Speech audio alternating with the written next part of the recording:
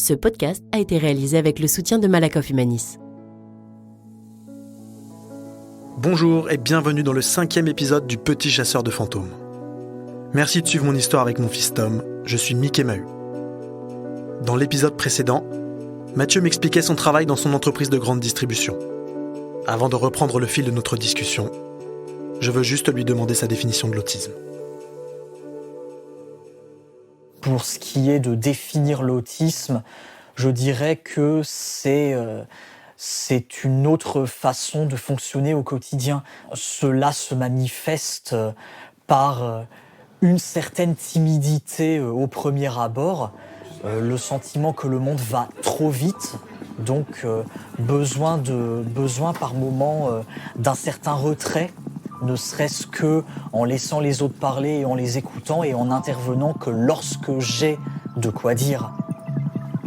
Certes, on ne comprend pas spontanément l'implicite, le second degré, les attentes des autres quand ça ne passe pas par les mots.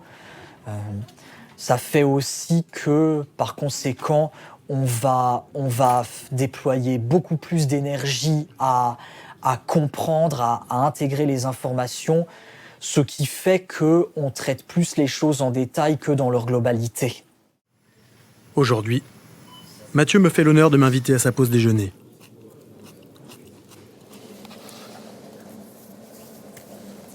Coronavirus, connard de virus.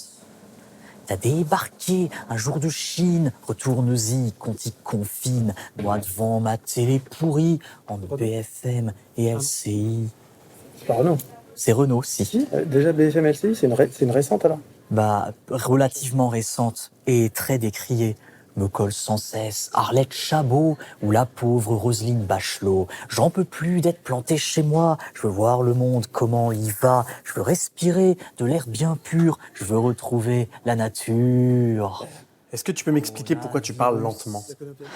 Si je parle lentement, c'est parce que j'ai souvent besoin d'un peu plus de temps pour structurer mes réponses à des questions, pour m'assurer d'être compris et de répondre aux questions comme les autres le voudraient. Parce que les mots ne me viennent pas forcément spontanément. C'est d'ailleurs ce que l'on m'a demandé d'expliquer à l'entretien d'embauche quand j'ai été contacté par l'entreprise où je suis. Julie Daché, chercheuse et autiste, connaît bien le problème. Aujourd'hui, tout se base sur le sacro-saint entretien de recrutement, qui ne vise pas vraiment à mesurer les compétences de la personne, mais plutôt ses compétences sociales. Et ça, cet entretien, de par sa forme et de par son objectif, il est discriminatoire à l'égard des personnes autistes, parce que les personnes autistes, elles ne maîtrisent pas ces codes sociaux-là. C'est vraiment comme un théâtre, finalement, l'entretien de recrutement. Déjà, j'ai mis 7 mois à trouver mon emploi. Et ça a été dur par moments parce que je n'arrivais plus à dire bonjour en rentrant chez moi et je ne voulais plus parler à personne, à force d'être angoissé à l'idée que ça mette du temps et qu'on me pose des questions à tout va. Je sais que j'ai été coaché en temps voulu à l'entretien, le parcours et les compétences d'abord, le handicap après, règle classique. Après, je ne sais même pas combien de temps j'ai attendu pour parler de mon autisme à mes collègues. Depuis 2016, on a un service public qui s'appelle l'emploi accompagné. Alors ça, on a du recul sur cette méthode d'accompagnement, parce que ça existe par exemple aux États-Unis depuis les années 70. En France, comme toujours, on est un petit peu en retard. Donc l'emploi accompagné, c'est quoi ? C'est exactement ça, c'est-à-dire un accompagnement sur mesure personnalisé sur un temps long, où une personne autiste va se voir attribuer un job coach qui va vraiment l'aider à concrétiser son projet professionnel et qui va l'aider à sécuriser son emploi, qui va faire le lien avec l'entreprise, etc., etc. C'est ce qui fonctionne aussi très bien au Danemark. Martine a trouvé son travail grâce à une entreprise sociale. Elle met en relation les employeurs et les personnes autistes en fonction de leurs capacités. On le retrouve en entretien avec Karsten, le directeur de Spécialiste Erneux. Bon alors, Martine, comment ça va à l'aéroport ? Ça va super. T'as été beaucoup touché par l'arrêt des activités à cause du Covid ? Non, mais je préférais quand il n'y avait pas trop de monde. Alors que maintenant, avec le retour des clients, c'est super pour l'aéroport, mais je sens aussi qu'il me faut un petit temps pour m'habituer à ce qu'il y ait du coup plus de monde à nouveau. Le travail que j'ai trouvé avec Spécialisterne est en fait le premier que j'ai eu en mettant dans mon CV que j'étais autiste, que j'avais le syndrome Gilles de la Tourette et des troubles de l'attention. Sur le marché du travail, ce n'est pas toujours une chose positive d'être différent. Je ne me pose même pas la question de savoir comment on présente mon autisme à des nouveaux arrivants, parce qu'il faut savoir se faire confiance mutuellement. Si l'on ne me fait pas confiance, je n'ai pas ma place, c'est une chose. Mais si je ne fais pas confiance aux autres, si je ne les laisse pas faire comme ils l'entendent selon la politique donnée, je n'ai pas ma place non plus. Ça va dans les deux sens en fait. Je suis très touché par la confiance que chacune des personnes rencontrées m'accorde.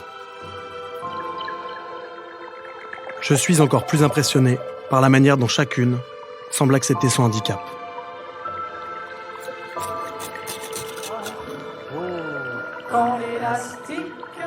J'aimerais que Tom y parvienne aussi, en grandissant.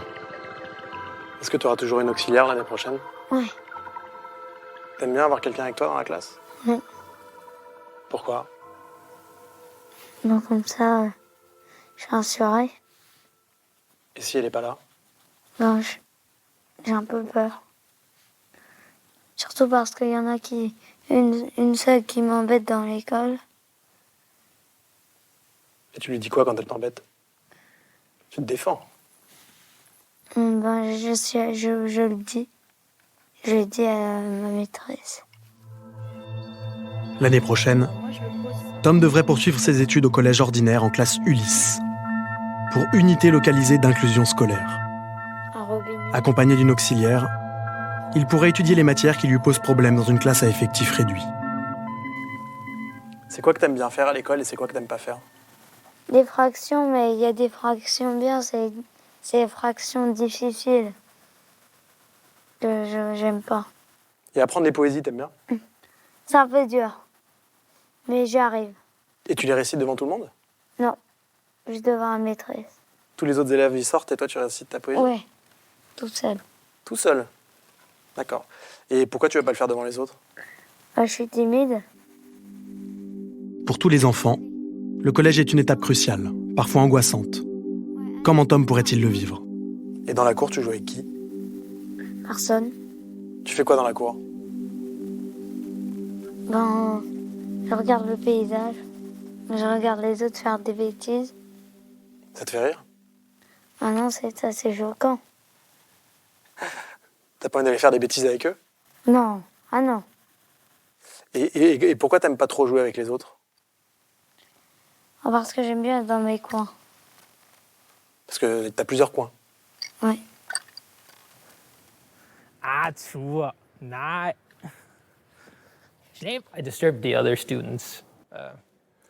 Je dérangeais les autres élèves, je faisais beaucoup de bruit, j'étais vraiment différent des autres. Ils ne savaient pas à l'époque comment s'occuper de moi, alors j'ai eu un prof spécialiste avec moi durant la classe. C'était pas simple du coup, parce que je me sentais vraiment encore plus différent, à part.